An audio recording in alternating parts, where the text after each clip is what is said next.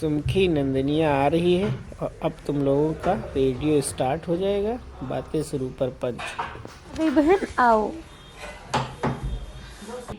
अब जैसे देख लो, एक हमारे जीजा हैं जो रहते हैं दुबई में, वो हमको परमानेंट बस एक ही चीज सिखाते हैं। अगर वो 10 बार फोन करते हैं तो 10 बार में वो 9 बार हमको एक ही सिखाते हैं, कोई परपंच हो तो बताओ। उनका बात करने का मोटिव, उनका नाम ही रख दो परपंची जीजा। वो तो है ही है। उनका नाम नहीं है, उनके गांव का नाम परपंच का अड्डा है। ठीक, वो कोई भी फोन करेंगे, कोई नई ताजी खबर, कोई परपंच, कुछ हो तो अपडेट करो। तो वो एक उनके में एक खास क्वालिटी ऐसी कि वो परपंच मतलब बहुत ज्यादा परपंच सिखाते हैं। उनका बच्चा भी परपंच सीख गया है, बहुत ही ज्यादा। और तो उससे भी निकलेगा आगे परपंच। उनकी बीबी परपंच में रिकॉर्ड कायम किए। तो वो बस अगर उनका परपंच में बहुत ही ज्यादा मन लगता है। ठीक है, एक ये हमारे जीजा की क्वालिटी है।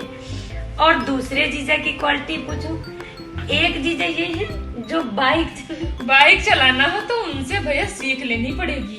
हाँ। वो चाहे 10 बजे रात के हो, चाहे 11 बजे हो, चाहे जितनी सर्दी हो। हाँ। इवन उनके सुबह पेपर होते थे। हाँ। 5 बजे से 7 बजे से पेपर होते, वो 4 बजे निकल के 120 किलोमीटर जाते थे पेपर में, और इतनी देर वो बाइक से चले जाते हैं। अब अनु दीदी को जाड़ा लगना भी कम हो गया। हाँ, अब वो, हाँ भाई हमारी दीदी है, वो तो बहुत, वो 4 स्वेटर पहन के रखती थी सर्दियों में। इतनी ठंडी रहती थी, 4 स्वेटर। और कोई दिन तो नहाना भी गैप कर देती थी ठंडी के चक्कर में। ठीक है, ये थोड़ी ना कहा जाता है। अरे वो 4 दिन नहीं नहाती थी। अरे मगर ये बात बिल्कुल सच है कि उनको इतनी ज्यादा ठंडी लगती थी। और जस्ट उल्टा हुआ है, भगवान इसीलिए क्या कहते, जोड़ी बिल्कुल लगा के मिलती।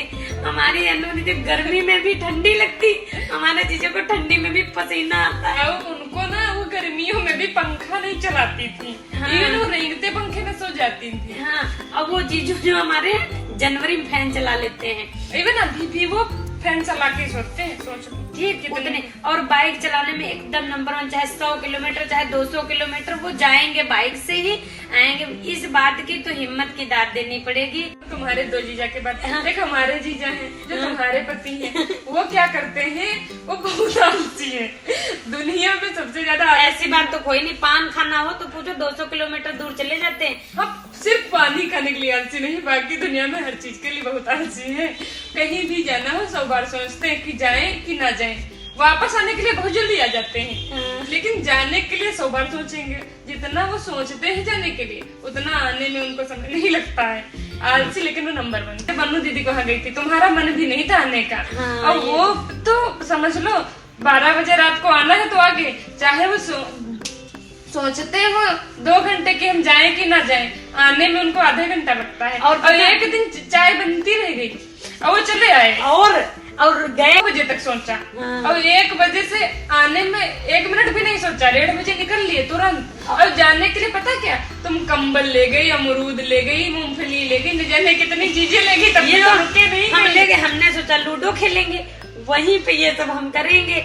और वो 1:30 बजे निकल लिए। अब वो अब 1:30 इतनी कड़ाके की सर्दी होती है, क्या भाई इतना कौन निकलता है। सिर्फ वापस आने के लिए नहीं आलसी है, जाने के लिए बहुत आलसी है। हर कहीं ये पता चलता कि आलसी नहीं है, बस अपने काम में आलसी नहीं, हम लोगों के काम में आलसी हैं।